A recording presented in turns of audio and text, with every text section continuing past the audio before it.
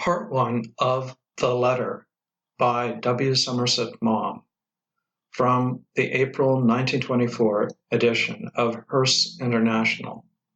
This recording is in the public domain. Reading by Matt Perard. Outside, on the quay, the sun beat fiercely. Native chauffeurs sounded their horns for the pleasure of making a noise, and a stream of motors passed up and down the crowded thoroughfare. The rickshaw boys tinkled their bells. Coolies, carrying heavy bales, shouted for way. Men of all colors, black Tamils, yellow Chinese, brown Malays, called to one another in raucous tones. Singapore is the meeting place of 100 peoples, but inside the office of Messrs. Ripley, Joyce, and Naylor, it was pleasantly cool. It was dark after the dusty glitter of the street, and agreeably quiet after its unceasing din. Mr. Joyce sat in his private room, at the table, with an electric fan turned full on him. He was leaning back, his elbows on the arms of the chair, with the tips of the outstretched fingers of one hand resting neatly against the tips of the outstretched fingers of the other. His gaze rested on the battered volumes of the Law Society Journal, which stood on a long shelf opposite him. On the top of a cupboard were square boxes of Japan tin, on which were painted the names of rubber companies. There was a knock at the glass door. "Come in." A Chinese clerk, very neat in his white ducks, opened it. "Mr. Crosbie is here, sir." He spoke beautiful English, accenting each word with precision, and Joyce had often wondered at the extent of his vocabulary. Ong Chi Seng was a Cantonese, and he had taken a degree in law at the University of Hong Kong. He was industrious, obliging, and of exemplary character. "Show him in," said Mr. Joyce.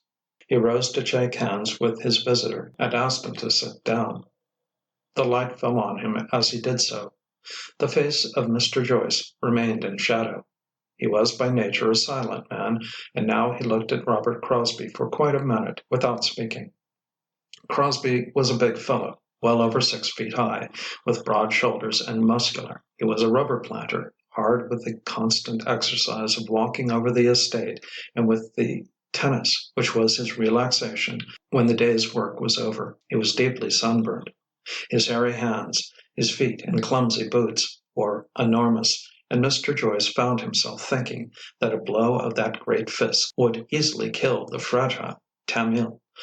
But there was no fierceness in his blue eyes. They were confiding and gentle, and his face, with its big, undistinguished features, was open, frank, and honest. But at this moment it bore a look of deep distress. It was drawn and haggard. "You look as though you hadn't had much sleep the last night or two," said Mr. Joyce. "I haven't." Mr. Joyce noticed now the old felt hat with its broad double brim, which Crosbie had placed on the table, and then his eyes traveled to the khaki shorts he wore, showing his red, hairy thighs, the tennis shirt open at the neck, without a tie, and the dirty khaki jacket. He looked as though he had just come in from a long tramp among the rubber trees. "You must pull yourself together, you know. You must keep your head." "Oh, I'm all right." "Have you seen your wife today?" "No, I'm to see her this afternoon. You know, it is a damn shame that they should have arrested her." "I think they had to do that," Mr. Joyce answered in his level, soft tone. "I should have thought they'd let her out on bail." "It's a very serious charge." "It is damnable. She did what any decent woman would do, in her place. Only 9 women out of 10 wouldn't have the pluck. Leslie's the best woman in the world. She wouldn't hurt a fly. Why, hang it all, man, I've been married to her for 12 years. Do you think I don't know her? God, if I'd got hold of the man, I'd have wrung his neck. I'd have killed him without a moment's hesitation. So would you. My dear fellow, everybody's on your side. No one has a good word to say for Hammond. We're going to get her off. I don't suppose a single member of the jury will go into the box without having already made up his mind to bring in a verdict of not guilty. The whole thing's a farce," said Crosbie violently. She ought never to have been arrested in the first place, and then it's terrible, after all the poor girl's gone through, to subject her to the ordeal of a trial. There's not a soul I've met since I've been in Singapore, man or woman, who hasn't told me that Leslie was absolutely justified. I think it's awful to keep her in prison all these weeks. The law is the law. After all, she confesses that she killed the man. It is terrible, and I'm dreadfully sorry both for you and for her." "I don't matter two straws," interrupted Crosbie. "But the fact remains that murder has been committed, and in a civilized community a trial is inevitable. Is it murder to exterminate noxious vermin? She shot him as she would have shot a mad dog." Mr. Joyce leaned back again in his chair and once more placed the tips of his 10 fingers together. The little construction he formed looked like the skeleton of a roof. He was silent for a moment. "I should be wanting in my duty as your legal adviser," he said at last, in an even voice, looking at his client with his cool brown eyes, "if I did not tell you that there is one point which causes me just a little anxiety. If your wife had only shot Hammond once, the whole thing would be absolutely plain sailing. Unfortunately, she fired 6 times. Her explanation is perfectly simple. Under the circumstances, anyone would have done the same." "I dare say," said Joyce, "and of course I think the explanation is very reasonable. But it's no good closing your eyes to the facts. It's always a good plan to put yourself in another man's place, and I can't deny that if I were prosecuting for the Crown, that is the point on which I would center my inquiry." "My dear fellow, that's perfectly idiotic." Mr. Voice shot a sharp glance at Robert Crosbie. The shadow of a smile hovered over shapely lips. Crosbie was a good fellow, but he could hardly be described as intelligent. "I dare say it's of no importance," answered the lawyer. "I just thought it was a point worth mentioning. You haven't got very long to wait now, and when it's all over, I recommend you to go off somewhere with your wife on a trip and forget all about it.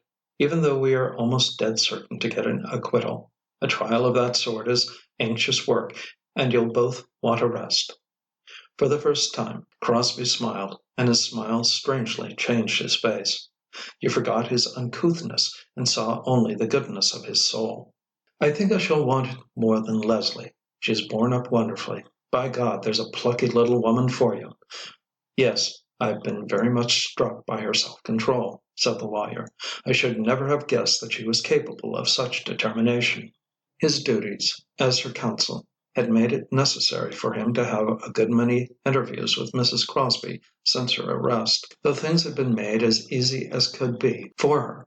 The fact remained that she was in jail, awaiting her trial for murder, and it would not have been surprising if her nerves had failed her. She appeared to bear her ordeal with composure. She read a great deal, took such exercise as was possible, and by favor of the authorities worked at the pillow lace which had always formed the entertainment of her long hours of leisure. When Mr. Joyce saw her she was neatly dressed in cool, fresh, simple frocks. Her hair was carefully dressed, and her nails were manicured. Her manner was collected. She was able even to jest about the little inconveniences of her position. There was something casual about the way in which she spoke of the tragedy, which suggested to Mr. Joyce that only her good breeding prevented her from finding something a trifle ludicrous in a situation which was eminently serious. It surprised him, for he had never thought that she had a sense of humor. He had known her off and on for a good many years. When she paid visits to Singapore, she generally came to dine with his wife and himself, and once or twice she had passed a week end with them at their bungalow by the sea. His wife had spent a fortnight with her on the plantation, and had met Geoffrey Hammond several times. The two couples had been on friendly, if not on intimate terms, and it was on this account that Robert Crosbie had rushed down to Singapore immediately after the catastrophe, and begged Mr. Joyce to take charge personally of his unhappy wife's defence. The story she had told him the first time he saw her she had never varied in the smallest detail. She told it as coolly, then, a few hours after the tragedy, as she told it now. She told it connectedly, in a level, even voice, and her only sign of confusion was when a slight color came into her cheeks as she described one or two of its incidents. She was the last woman to whom one would have expected such a thing to happen. She was in the early 30s, a fragile creature, neither short nor tall, and graceful rather than pretty. She was thin, and the bones of her hands were visible through the white skin. The veins were large and blue. Her wrists and ankles were very delicate. Her face was colorless, slightly sallow, and her lips were pale. You did not notice the color of her eyes. She had a great deal of light brown hair, and it had a slight natural wave. It was a sort of hair that with a little touching up would have been very pretty, but you could not imagine that Mrs. Crosbie would think of resorting to any such device.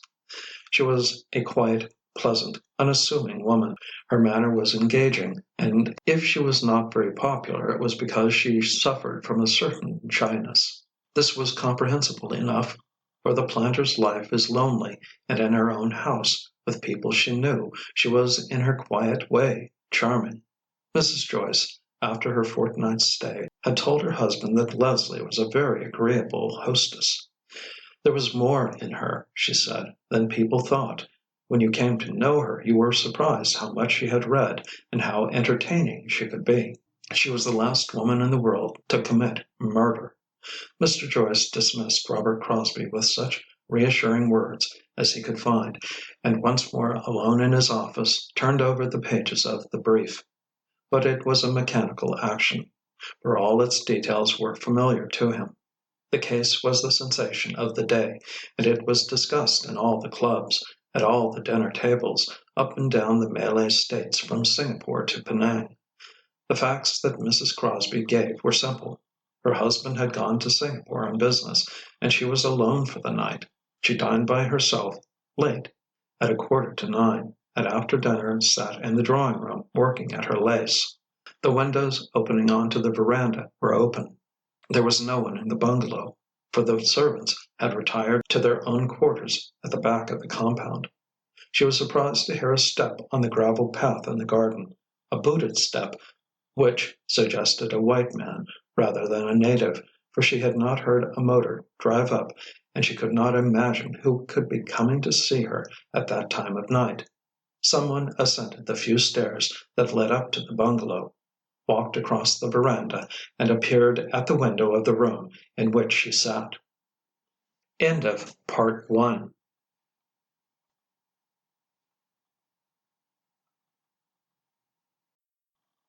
Part 2 of The Letter by W. Somerset Maugham. This recording is in the public domain. Reading by Matt Perard. At the first moment, she did not recognize the visitor. She sat with a shaded lamp, and he stood with his back to the darkness. "May I come in?" he said. She did not even recognize the voice.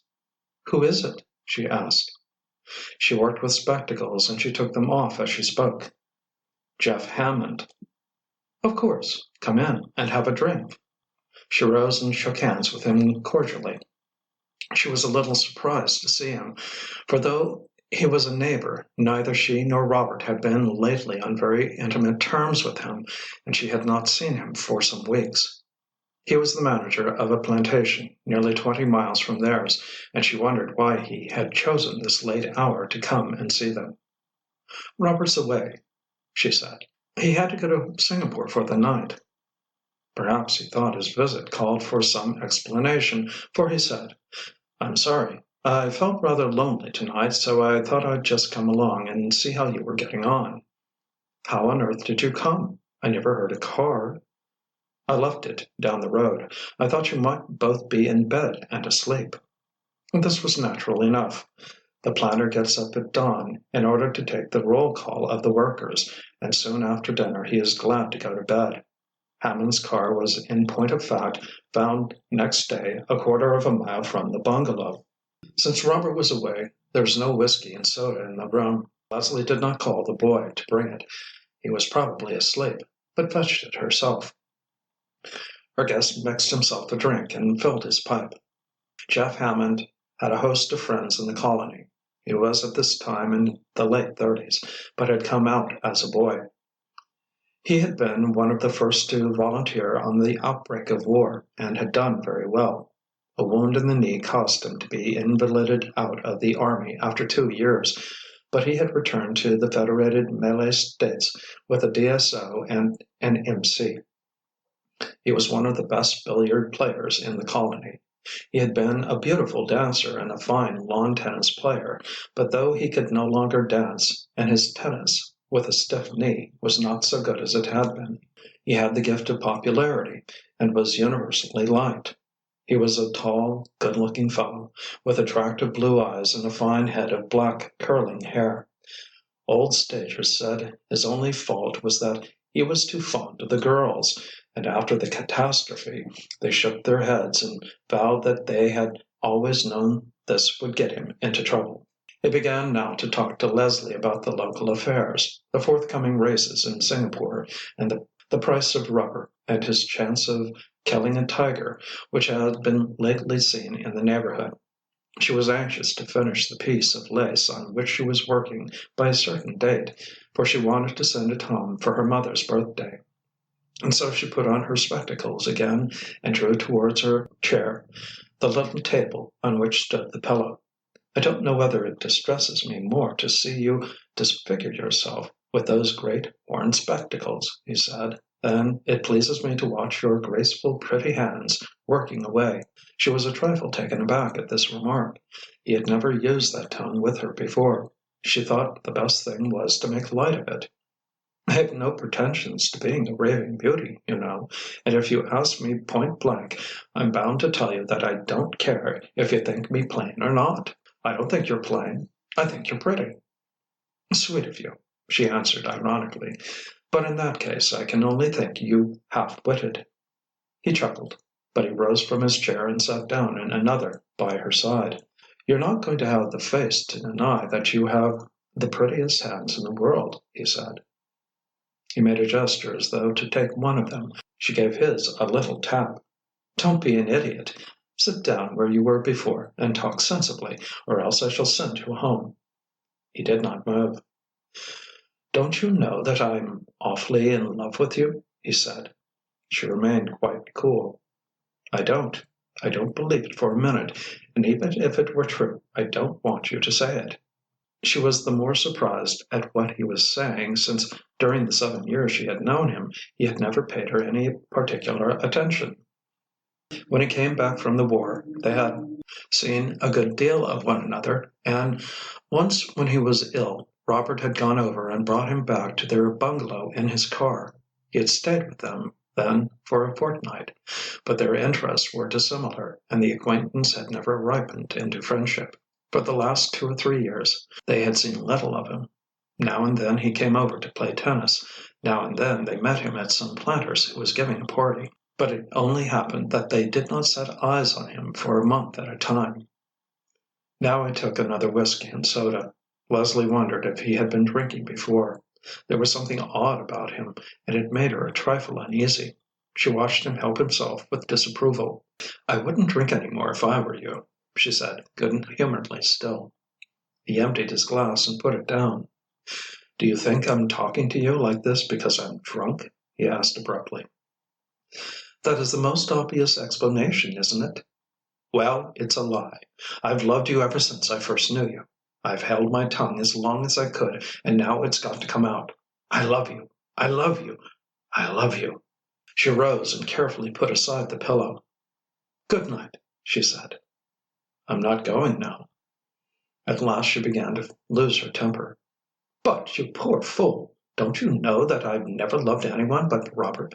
And even if I didn't love Robert, you're the last man I should care for." "What do I care? Robert's away." "If you don't go away this minute, I shall call the boys and have you thrown out." "They're out of earshot." She was very angry now. She made a movement as though to go on to the veranda, from which the houseboy would certainly hear her, but he seized her arm.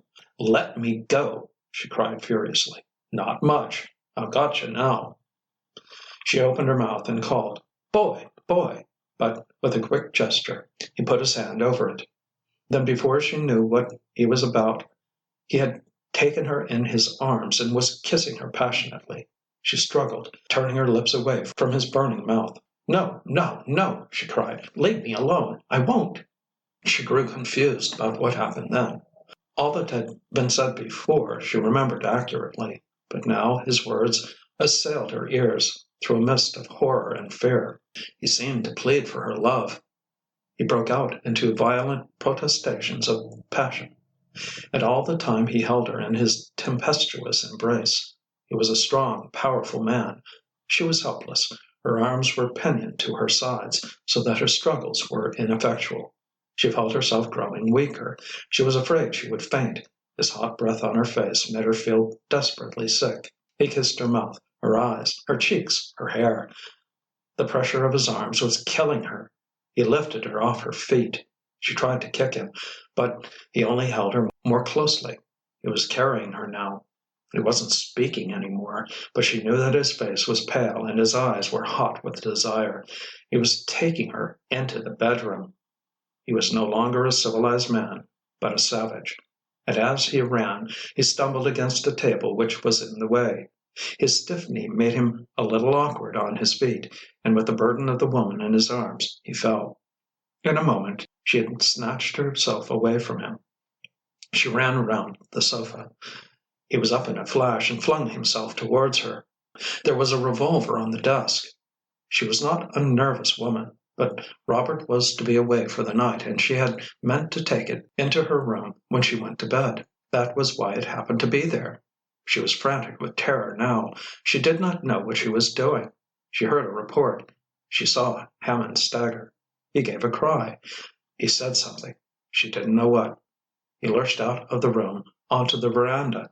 She was in a frenzy now. She was beside herself. She followed him out. Yes, that was it. She must have followed him out, though she remembered nothing of it. She followed, firing automatically, shot after shot, till the 6 chambers were empty. Hammond fell down on the floor of the veranda. He crumpled up into a bloody heap. When the boys, startled by the reports, rushed up, they found her standing over Hammond with the revolver still in her hand, and Hammond lifeless. She looked at them for a moment without speaking. They stood in a frightened, huddled bunch. She let the revolver fall from her hand and, without a word, turned and went into the drawing room. They watched her go into her bedroom and close the door. They heard her turn the key in the lock. They dared not touch the dead body. They looked at it with terrified eyes, talking excitedly to one another in undertones. Then the head boy collected himself. He had been with them for many years. He was Chinese and a level-headed fellow. Robert had gone into Singapore on his motor bicycle, and the car stood in the garage. He told the chauffeur to get it out. They must go at once to the assistant district officer and tell him what had happened. He picked up the revolver and put it in his pocket. The ADO, a man called Withers, lived on the outskirts of the nearest town, which was about 35 miles away. It took them an hour and a half to reach him. Everyone was asleep, and they had to rouse the boys. Presently Withers came out, and they told him their errand. The head boy showed him the revolver in proof of what he said. The ADO went into his room to dress, sent for his car, and in a little while was following them back along the deserted road. The dawn was just breaking as he reached the Crosbies' bungalow. He ran up the steps of the veranda and stopped short as he saw Hammond's body lying where it had fallen. He touched his face. It was quite cold. "Where's Missy?" he asked the houseboy. The Chinese pointed to the bedroom. Withers went to the door and knocked. There was no answer. He knocked again. "Mrs. Crosbie," he called. "Who is it?" "Withers." There was another pause. Then the door was unlocked and slowly opened. Leslie stood before him. She had not been to bed and wore the tea gown in which she had dined. She stood and looked silently at the ADO. "Your houseboy fetched me," he said. "Hammond, what have you done?" "He tried to rape me, and I shot him." "My God! I say, you'd better come out here. You must tell me exactly what happened." "Not now. I can't. You must give me time. Send for my husband." Withers was a young man, and he did not know exactly what to do in an emergency which was so out of the run of his duties. Leslie refused to say anything till at last Robert arrived. Then she told the two men the story from which, since then, though she had repeated it over and over again, she had never in the slightest degree diverged. End of Part 2.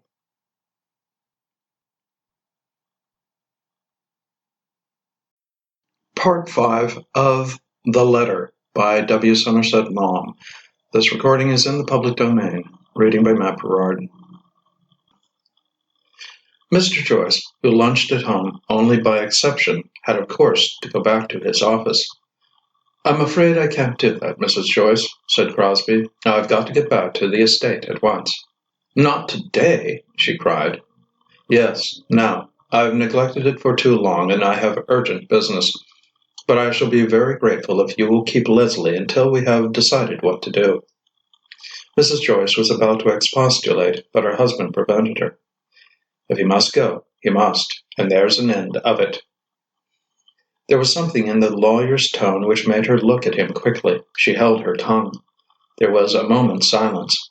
And then Crosbie spoke again. "If you'll forgive me, I'll start at once so that I can get there before dark. Will you come and see me off, Leslie?" "Of course." They went out of the dining room together. "I think that's rather inconsiderate of him," said Mrs. Joyce. "He must know that Leslie wants to be with him just now." "I'm sure he wouldn't go if it wasn't absolutely necessary." "Well, I'll just see that Leslie's room is ready for her. She wants a complete rest, of course, and then amusement." Mrs. Joyce left the room, and Joyce sat down again. He lit a cigar. In a short time he heard Crosbie start the engine of his motor bicycle, and then noisily go over the gravel of the garden path. He got up and went to the drawing-room. Mrs. Crosbie was standing in the middle of it, looking into space, and in her hand was an open letter. He recognized it. She gave him a glance as he came in, and he saw that she was deathly pale. "He knows," she whispered. Mr. Joyce went up to her and took the letter from her hand. He lit a match and set the paper afire. She watched it burn. When he could hold it no longer, he dropped it on the tiled floor, and they both looked at the paper curl and blacken. Then he trod it into ashes with his foot. "What does he know?" She gave him a long, long stare, and into her eyes came a strange look. Was it contempt or despair? Mr. Joyce could not tell. "He knows that Jeff was my lover." Mr. Joyce made no movement and uttered no sound. "He'd been my lover for years. He became my lover almost immediately after he came back from the war. We knew how careful we must be. When we became lovers, I pretended I was tired of him, and he seldom came to the house when Robert was there. I used to drive out to a place we knew, and he met me 2 or 3 times a week. And when Robert went to Singapore, he used to come to the bungalow late when the boys had gone for the night. We saw one another constantly, all the time, and not a soul had the smallest suspicion of it. And then lately, a year ago, he began to change. I didn't know what was the matter. I couldn't believe that he didn't care for me any more. He always denied it. I was frantic. I made him scenes. Sometimes I thought he hated me. Oh, if you knew what agonies I endured! I passed through hell. I knew he didn't want me any more, and I wouldn't let him go. Misery, misery! I loved him. I'd given him everything. He was all my life. And then I heard he was living with that Chinese woman. I couldn't believe it. I wouldn't believe it. At last I saw her. I saw her with my own eyes, walking in the village with her gold bracelets and her necklaces, an old fat Chinese woman. She was older than I was. Horrible. They all knew in the campong that she was his mistress. And when I passed her, she looked at me, and I knew she knew I was his mistress too. I sent for him. I told him I must see him. You've read the letter. I was mad to write it. I didn't know what I was doing. I didn't care. I hadn't seen him for 10 days. It was a lifetime. And when last we'd parted, he took me in his arms and kissed me and told me not to worry. And he went straight from my arms to hers. She had been speaking in a low voice, vehemently, and now she stopped and wrung her hands. That damned letter! We'd always been so careful. He always tore up any word I wrote to him the moment he'd read it. How was I to know that he'd leave that one? He came and I told him I knew about the Chinawoman. He denied it. He said it was only scandal. I was beside myself. I don't know what I said to him. Oh, I hated him then. I tore him limb from limb. I said everything I could to wound him. I insulted him. I could have spat in his face. And at last he turned on me. He told me he was sick and tired of me and wanted never to see me again. He said I bored him to death. And then he acknowledged it was true about the Chinawoman. He said he'd known her for years, before the war, and she was the only woman who really meant anything to him, and the rest was just pastime. And he said he was glad I knew, and now, at last, I'd leave him alone. And then, I don't know what happened. I was beside myself. I saw red. I seized the revolver and I fired. He gave a cry, and I saw I'd hit him. He staggered and rushed for the veranda. I ran after him, and I fired again. He fell, and then I stood over him, and I fired and fired till the revolver went click, click, and I knew there were no more cartridges. At last she stopped, panting. Her face was no longer human. It was distorted with cruelty and rage and pain. You would never have thought that this quiet, refined woman was capable of such a fiendish passion. Mr. Joyce took a step backwards. He was absolutely aghast at the sight of her. It was not a face. It was a gibbering, hideous mask. Then they heard a voice calling from another room, a loud, friendly, cheerful voice. It was Mrs. Joyce. "Come along, Leslie, darling. Your room's ready. You must be drunken with sleep." Mrs. Crosbie's features gradually composed themselves. Those passions, so clearly delineated, were smoothed away, as with your hand you would smooth a crumpled paper, and in a minute the face was cool and calm and unlined. She was a trifle pale, but her lips broke into a pleasant, affable smile. She was once more the well-bred and even distinguished woman. "I'm coming, Dorothy dear. I'm so sorry to give you so much trouble." End of Part 5. End of The Letter by W. Somerset Maugham.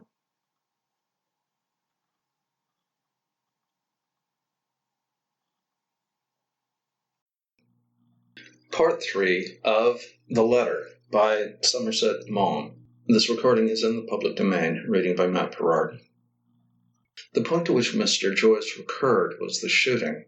As a lawyer, he was bothered that Leslie had fired not once, but 6 times, and the examination of the dead man showed that 4 of the shots had been fired close to the body. One might almost have thought that when the man had fallen she had stood over him and emptied the contents of the revolver into him. She confessed that her memory, so accurate for all that had preceded, failed her here. She admitted that her mind was blank.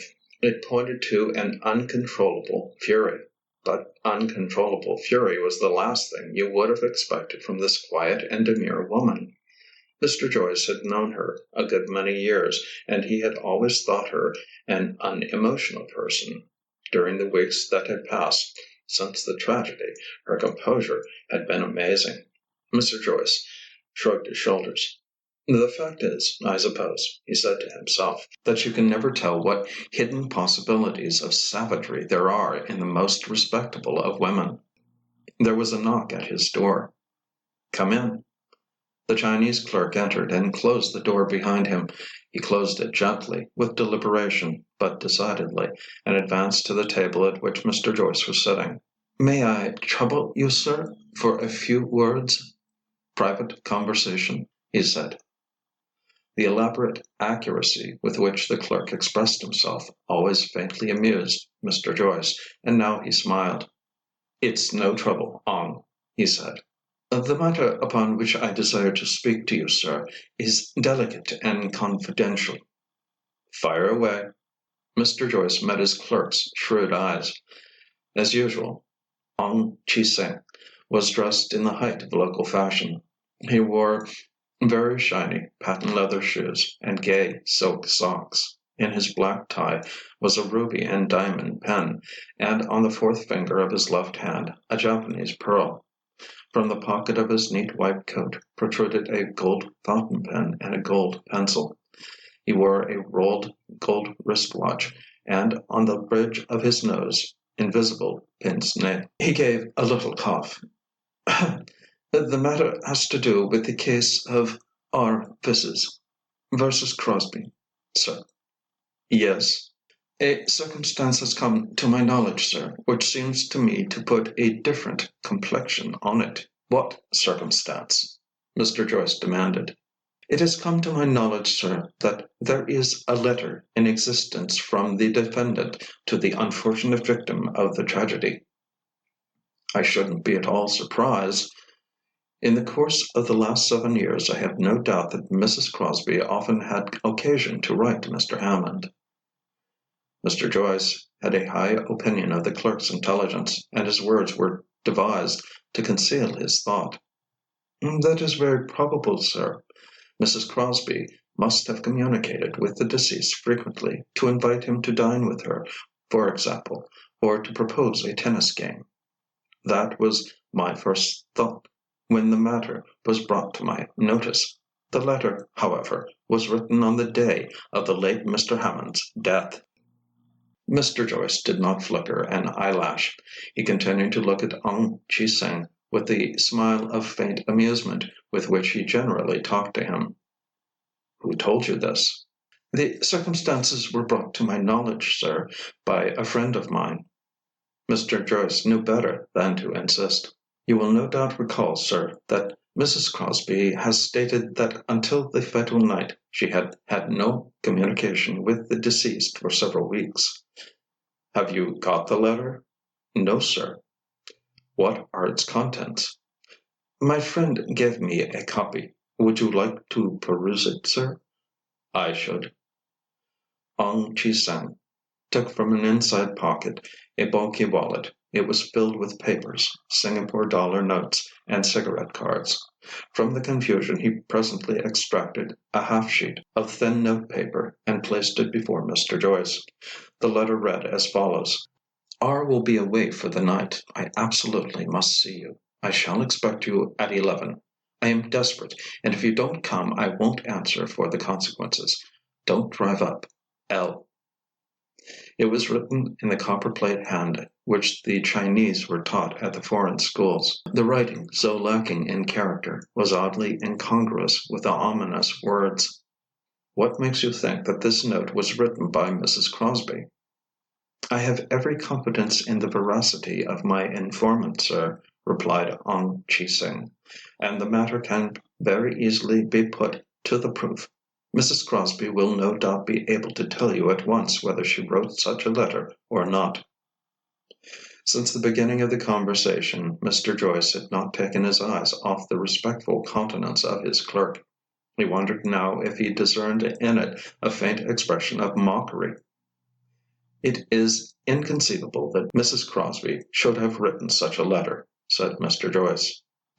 "If that is your opinion, sir, the matter is of course ended. My friend spoke to me on the subject only because he thought, as I was in your office, you might like to know of the existence of this letter before a communication was made to the public prosecutor." "Who has the original?" asked Mr. Joyce sharply. Ong Chi Sing made no sign that he perceived in this question and its manner a change of attitude. "You will remember, sir, no doubt, that after the death of Mr. Hammond, it was discovered that he had had relations with a China woman. The letter is at present in her possession." That was one of the things that had turned public opinion most vehemently against Hammond. It came to be known that for several months he had had a Chinese woman living in his house. For a moment neither of them spoke. Indeed, everything had been said, and each understood the other perfectly. "I'm obliged to you, Ong. I will give the matter my consideration." "Very good, sir. Do you wish me to make a communication to that effect to my friend?" "I dare say it would be as well if you kept in touch with him," Mr. Joyce answered with gravity. "Yes, sir." The clerk noiselessly left the room, shutting the door again with deliberation, and left Mr. Joyce to his reflections.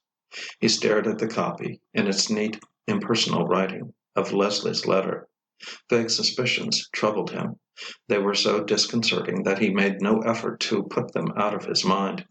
There must be a simple explanation of the letter, and Leslie without doubt could give it at once, but, by heaven, an explanation was needed. He rose from his chair, put the letter in his pocket, and took his toupee. When he went out, Ong Chi Seng was busily writing at his desk. "I'm going out for a few minutes, Ong," he said. "Mr. George Reed is coming by appointment at 12 o'clock, sir. Where shall I say you've gone?" Mr. Joyce gave him a thin smile. "You can say that you haven't the least idea." But he knew perfectly that Ong Chi Seng was well aware that he was going to the jail in which Mrs. Crosbie was detained. When she was brought into the room in which he waited, she held out her thin, distinguished hand, and gave him a pleasant smile. She was, as ever, neatly and simply dressed, and her abundant, pale hair was arranged with her usual care. "I wasn't expecting to see you this morning," she said graciously. She might have been in her own house, and Mr. Joyce almost expected to hear her call the boy and tell him to bring the visitor a jing bite. "How are you?" he asked. "I'm in the best of health, thank you." A flicker of amusement flashed across her eyes. "This is a wonderful place for a rest cure." The attendant withdrew, and they were left alone. "Do sit down," said Leslie. He took a chair. He did not quite know how to begin. She was so cool that it seemed almost impossible to say to her the thing he had come to say. Though she was not pretty, there was something agreeable in her appearance. She had elegance, but it was the elegance of good breeding, in which there was nothing of the artifice of society. You had only to look at her to know what sort of people she had, and what kind of surroundings she had lived in. Her fragility gave her a singular refinement. It was impossible to associate her with the smallest idea of grossness. "I'm looking forward to seeing Robert this afternoon," she said, in her good-humored, easy voice. It was a pleasure to hear her speak. Her voice and her accent were so distinctive of her class. "Poor dear, it's been a great trial to his nerves. I'm thankful that it'll be all over in a few days." "It's only 5 days now." "I know. Each morning when I awake I say to myself, 'One less.' By the way, am I right in thinking that you had had no communication whatever with Hammond for several weeks before the catastrophe?"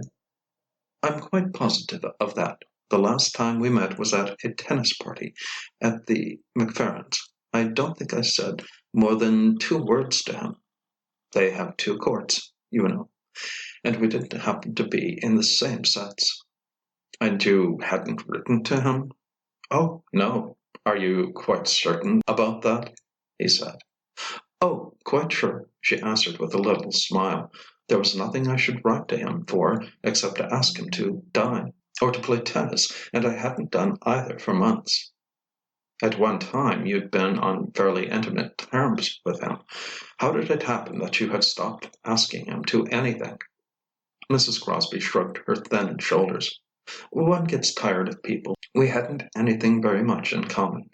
Of course, when he was ill, Robert and I did everything we could for him, but the last year or 2 he's been quite well, and he was very popular. He had a good many calls on his time, and there didn't seem to be any need to shower invitations upon him."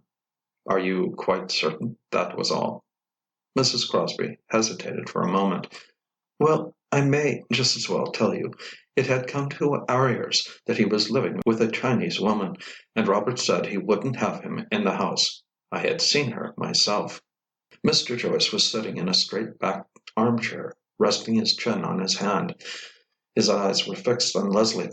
Was it his fancy that as she made this remark her black pupils were filled on a sudden, for the fraction of a second, with a dull red light? The effect was startling. Mr. Joyce shifted in his chair. He placed the tips of his 10 fingers together. He spoke very slowly, choosing his words. I think I should tell you that there is in existence a letter in your handwriting from you to Jeff Hammond." He watched her closely. She made no movement, nor did her face change color, but she took a noticeable time to reply. "In the past I've often sent him little notes to ask him to something or other, or to get me something when I knew he was going to Singapore. This letter asks him to come and see you because Robert was going to Singapore." "That's impossible. I never did anything of the kind." "You'd better read it for yourself." He took it out of his pocket and handed it to her. She gave it a glance, and with a smile of scorn, handed it back to him. "That's not my handwriting." "I know. It's said to be the exact copy of the original." She read the words now, and as she read, a horrible change came over her. Her colorless face grew dreadful to look at. It turned green. The flesh seemed on a sudden to fall away, and her skin was tightly stretched over the bones. Her lips were seated, showing her teeth, so that she had the appearance of making a grimace.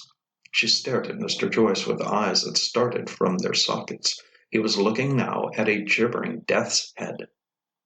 "What does it mean?" she whispered. Her mouth was so dry that she could utter no more than a hoarse sound. It was no longer a human voice. "That is for you to say," he answered. "I didn't write it. I swear I didn't write it."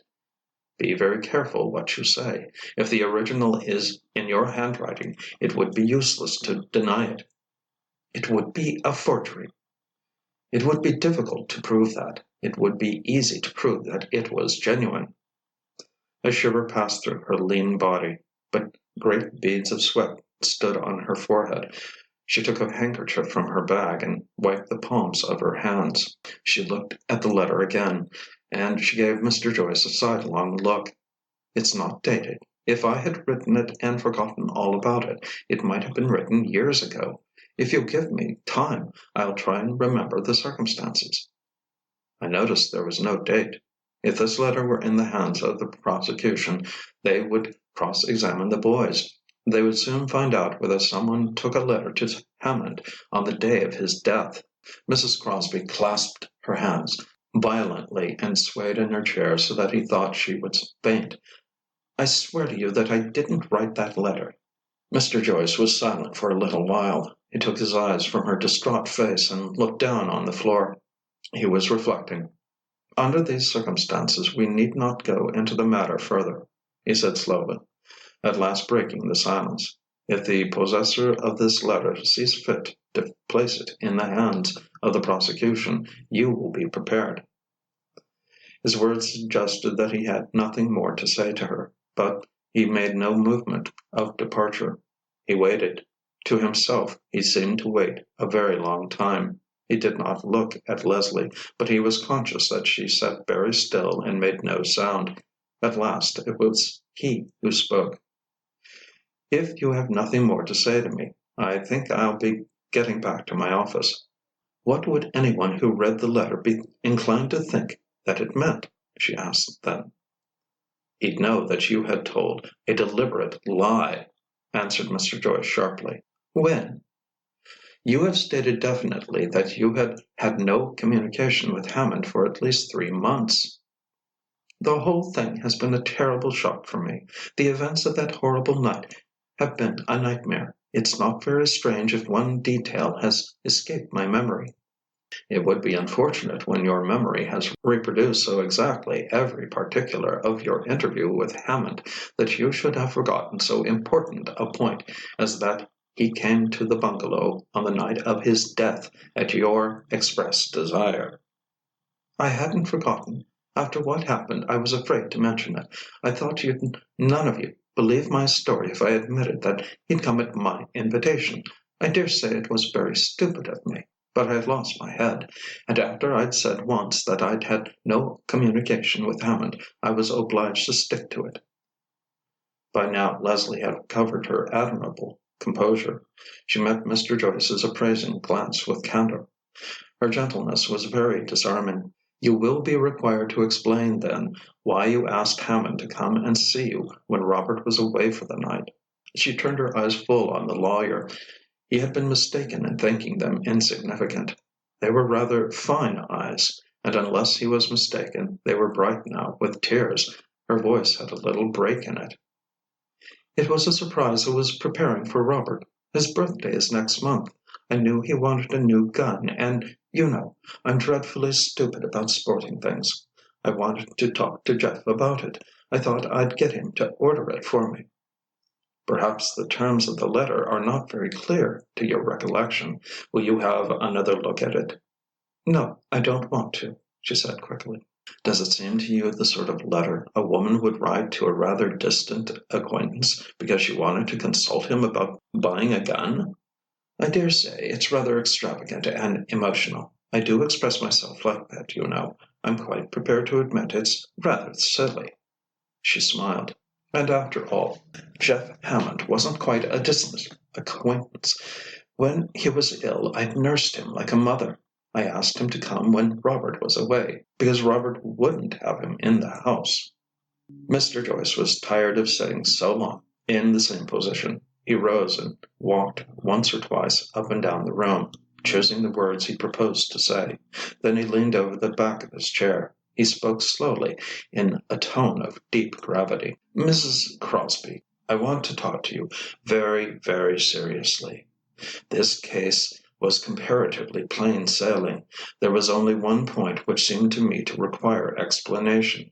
As far as I could judge, you had fired no less than 4 shots into Hammond when he was lying on the ground. It was hard to accept the possibility that a delicate, frightened, and habitually self-controlled woman of gentle nurture and refined instincts should have surrendered to an absolutely uncontrolled frenzy. But of course it was admissible. Although Geoffrey Hammond was much liked and on the whole thought highly of, I was prepared to prove that he was the sort of man who might be guilty of the crime which in justification of your act you accused him of. The fact, which was discovered after his death, that he had been living with a Chinese woman, gave us something very definite to go upon. That robbed him of any sympathy which might have been felt for him. We made up our minds to make every use of the odium which such a connection cast upon him in the minds of all respectable people. I told your husband this morning that I was certain of an acquittal. And I wasn't just telling him that to give him heart. I do not believe that the jury would have left the box." They looked into one another's eyes. Mrs. Crosbie was strangely still. She was like a little bird paralyzed by the fascination of a snake. He went on in the same quiet tones. "But this letter has thrown an entirely different complexion on the case. I am your legal adviser. I shall represent you in court. I take your story as you tell it me, and I shall conduct your defense according to its terms. It may be that I believe your statements, and it may be that I doubt them.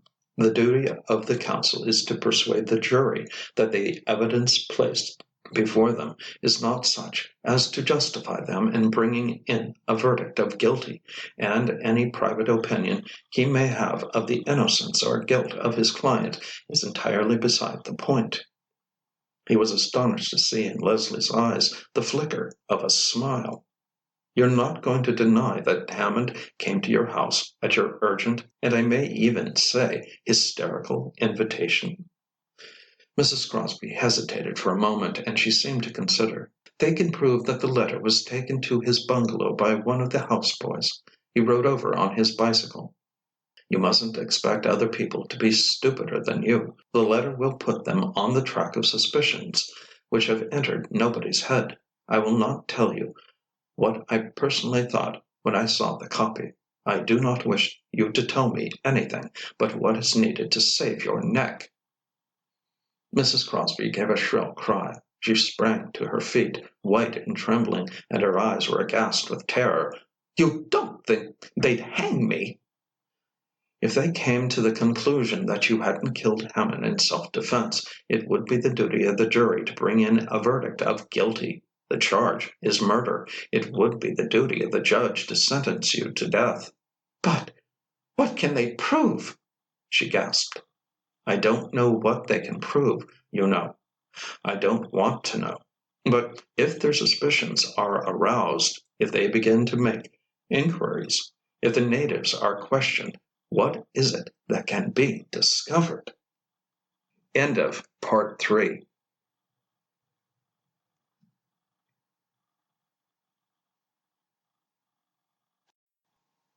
Part 4 of The Letter by Somerset Maugham. This recording is in the public domain. Reading by Matt Berard. She crumpled up suddenly. She fell on the floor before he could catch her. She had fainted. He looked round the room for water, but there was none there, and he did not want to be disturbed. He stretched her out on the floor, and, kneeling beside her, waited for her to recover. When she opened her eyes, he was disconcerted by the terrible fear that he saw in them. "Keep quite still," he said. "You'll be better in a moment." "You won't let them hang me," she whispered. She began to cry hysterically, while, in undertones, he sought to quiet her. "For goodness' sake, pull yourself together," he said. "Give me a minute." Her courage was amazing. He could see the effort she made to regain her self-control, and soon she was once more calm. "Let me get up now." He gave her his hand and helped her to her feet. He took her arm and led her to the chair. She sat down wearily. "Don't talk to me for a minute or two," she said. "Very well." When at last she spoke, it was to say something which he did not expect. She gave a little sigh. "I'm afraid I've made rather a mess of things," she said. He did not answer, and once more there was a silence. "Isn't it possible to get a hold of the letter?" she said at last. "I do not think anything would have been said to me about it if the person in whose possession it is was not prepared to sell it." "Who's got it?" "The Chinese woman who is living in Hammond's house." A spot of color came for an instant upon Leslie's cheekbones. "Does she want an awful lot for it?" "I imagine that she has a very shrewd idea of its value. I doubt if it would be possible to get hold of it except for a very large sum. Are you going to let me be hanged?" There was a little break in her voice which the lawyer found deeply moving. He had lived in the East a long time, and his sense of professional honor was perhaps not quite so acute as it had been 20 years before.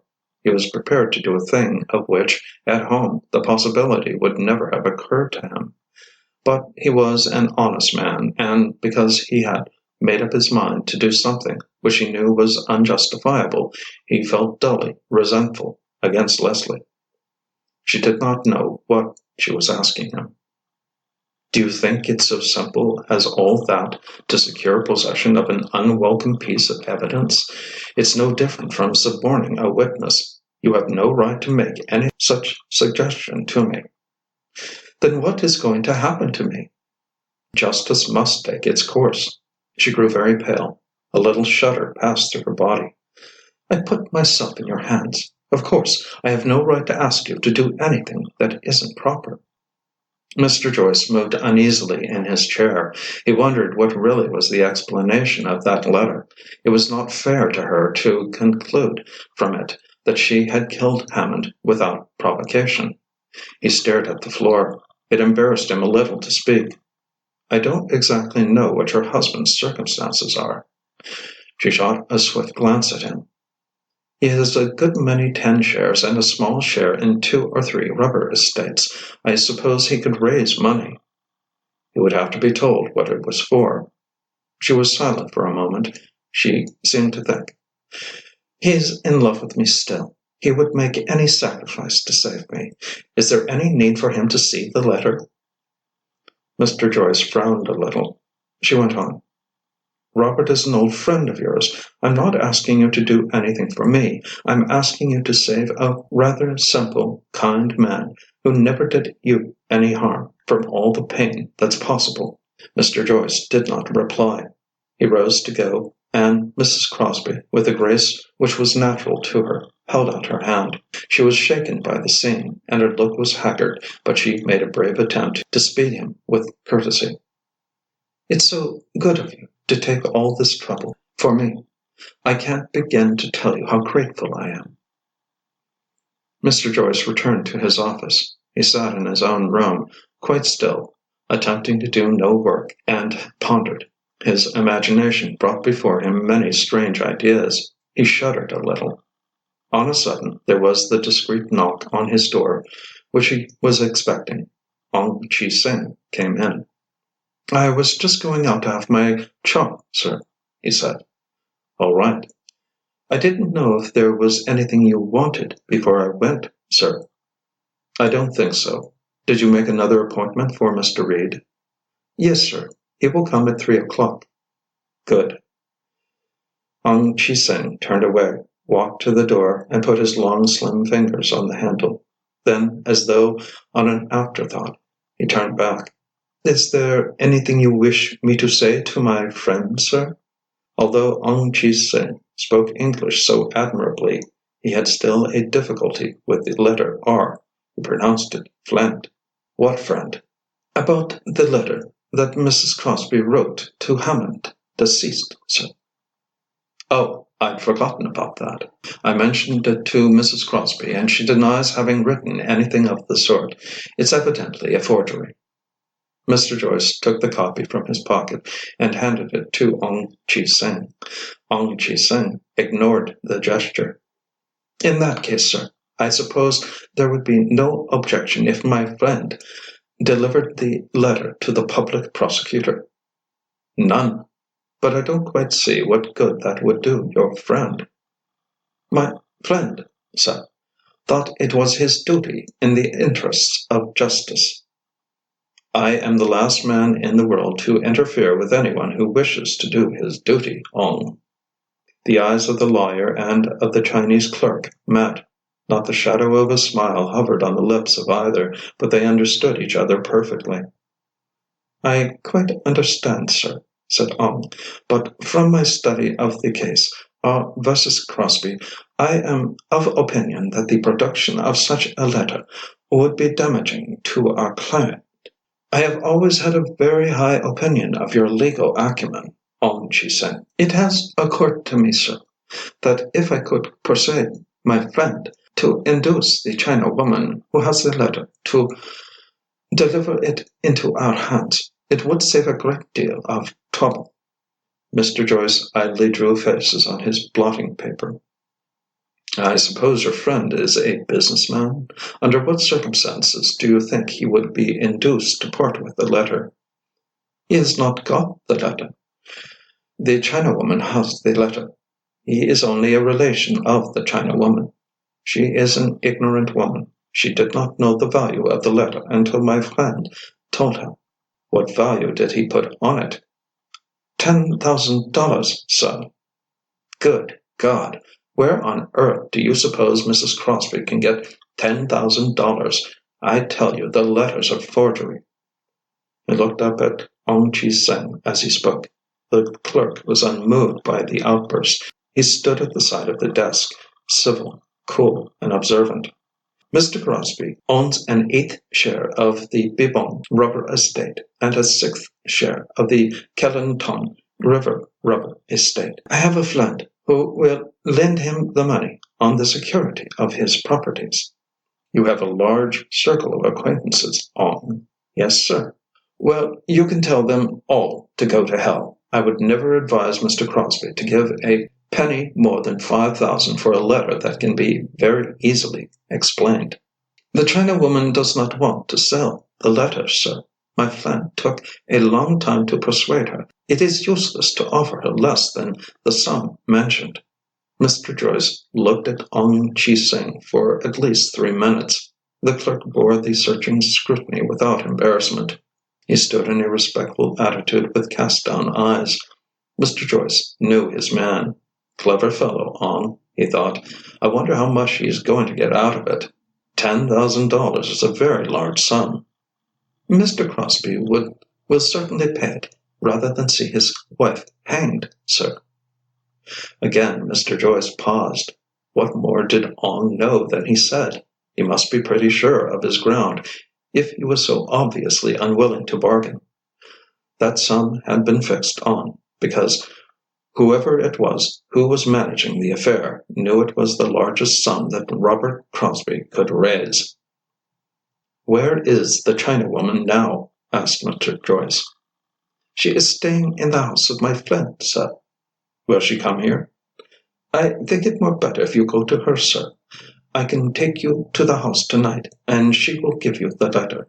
She is a very ignorant woman, sir, and she does not understand cheques." "I wasn't thinking of giving her a cheque.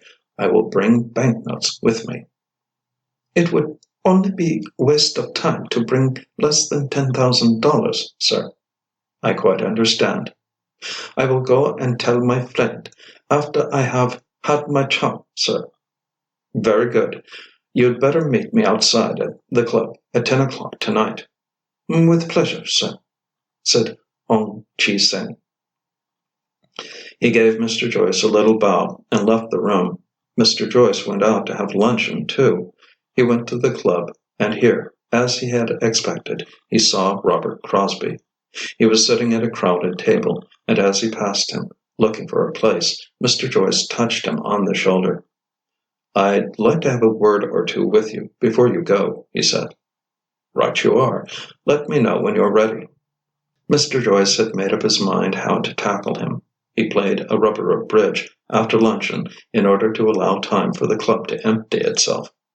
He did not want on this particular matter to see Crosbie in his office. Presently Crosbie came into the card room and looked on till the game was finished. The other players went on their various affairs, and the two were left alone. "A rather unfortunate thing has happened, old man," said Mr. Joyce in a tone which he sought to render as casual as possible. "It appears that your wife sent a letter to Hammond asking him to come to the bungalow on the night he was killed." "But that's impossible!" cried Crosbie. "She's always stated that she had had no communication with Hammond. I know from my own knowledge that she hadn't set eyes on him for a couple of months. The fact remains that the letter exists. It's in the possession of the Chinese woman Hammond was living with. Your wife meant to give you a present on your birthday, and she wanted Hammond to help her to get it. In the emotional excitement that she suffered from after the tragedy, she forgot all about it, and having once denied having any communication with Hammond, she was afraid to say that she had made a mistake. It was, of course, very unfortunate, but I dare say it was not unnatural." Crosbie did not speak. His large, red face bore an expression of complete bewilderment, and Mr. Joyce was at once relieved and exasperated by his lack of comprehension. He was a stupid man, and Mr. Joyce had no patience with stupidity. But his distress since the catastrophe had touched a soft spot in the lawyer's heart. Mrs. Crosbie had struck the right note when she asked him to help her not for her sake, but for her husband's. "I need not tell you that it would be very awkward if this letter found its way into the hands of the prosecution. Your wife has lied, and she would be asked to explain the lies. It alters things a little if Hammond did not intrude, an unwanted guest, but came to your house by invitation. It would be easy to arouse in the jury a certain indecision of mind." Mr. Joyce hesitated. He was face to face now with his decision. If it had been a time for humor, he could have smiled at the reflection that he was taking so grave a step, and that the man for whom he was taking it had not the smallest conception of its gravity. If he gave the matter a thought, he probably imagined that what Mr. Joyce was doing was what any lawyer did in the ordinary run of business. "My dear Robert, you are not only my client, but my friend. I think we must get a hold of that letter. It'll cost a good deal of money. Except for that, I should have preferred to say nothing to you about it." "How much?" $10,000. "That's a devil of a lot. With a slump in one thing and another, it'll just about take all I've got." "Can you get it at once?" "I suppose so. Old Charlie Meadows will let me have it on my 10 shares, and on those 2 plantations I'm interested in." "Then will you?" "Is it absolutely necessary?" "If you want your wife to be acquitted." Crosbie grew very red. His mouth sagged strangely. But he could not find words. His face was purple. But I don't understand. She can explain. You don't mean to say they'd find her guilty? They couldn't hang her for putting a noxious vermin out of the way. Of course they wouldn't hang her. They might only find her guilty of manslaughter. She might get off with 2 or 3 years. Crosbie started to his feet, and his red face was distraught with horror. 3 years! Then something seemed to dawn in that slow intelligence of his. His mind was darkness, across which shot suddenly a flash of lightning, and though the succeeding darkness was as profound, there remained the memory of something not seen, but perhaps just discerned. Mr. Joyce saw that Crosbie's big red hands, coarse and hard with all the odd jobs he had set them to, trembled a little. What was the present she wanted to make me? She says she wanted to give you a new gun. Once more that great red face flashed a deeper red. When have you got to have the money ready? There was something odd in his voice now. It sounded as though he spoke with invisible hands clutching at his throat. At 10 o'clock tonight. I thought you could bring it to my office at about 6. Is the woman coming to you? No, I'm going to her. I'll bring the money. I'll come with you. Mr. Joyce looked at him sharply. Do you think there's any need for you to do that? I think it would be better if you left me to deal with this matter by myself. It's my money, isn't it? I'm going to come. Mr. Joyce shrugged his shoulders. They rose and shook hands. Mr. Joyce looked at him curiously. At 10 o'clock they met in the club. Everything all right? Asked Mr. Joyce. Yes, I've got the money in my pocket. Let's go then. They walked down the steps. Mr. Joyce's car was waiting for them in the square, silent at that hour, and as they came to it, Ong Chi Sing stepped out of the shadow of a house. He took his seat beside the driver and gave him a direction. They drove past the Hotel de l'Europe and turned up by the Sailors' Home to get into Victoria Road. Here the Chinese shops were open still. Idlers lounged about, and in the roadway rickshaws and motor cars and cabs gave a busy air to the scene. Suddenly their car stopped, and Ong turned round. I think it is more better if we walk here, sir, he said. They got out, and he went on. They followed a step or two behind. Then he asked them to stop. You wait here, sir. I go in and speak to my friend. He went into a shop, open to the street, where 3 or 4 Chinese were standing behind the counter. It was one of those strange shops where nothing was on view, and he wondered what it was they sold there. They saw him address a stout man in a duck suit with a large gold chain across his breast, and the man shot a quick glance out into the street. He gave Ong a key, and Ong came out. He beckoned to the 2 men waiting and slid into a doorway at the side of the shop. They followed him and found themselves at the foot of a flight of stairs. If you wait a minute, I will light a match, he said, always resourceful. You'll come upstairs, please. He held a Japanese match in front of them, but it scarcely dispelled the darkness, and they groped their way up behind him. On the first floor, he unlocked a door and, going in, lit a gas jet. Come in, please, he said. It was a small square room with 1 window, and the only furniture consisted of 2 low Chinese beds covered with matting. In one corner was a large chest with an elaborate lock, and on this stood a shabby tray with an opium pipe on it and a lamp. There was in the room the faint, acrid scent of the drug. They sat down, and Ong Chi Sing offered them cigarettes. In a moment the door was opened by the fat Chinaman whom they had seen behind the counter. He bade them good evening in very good English, and sat down by the side of his fellow countryman. The Chinawoman is just coming, said Ong. A boy from the shop brought in a tray with a teapot and cups, and the Chinaman offered them a cup of tea. Crosbie refused.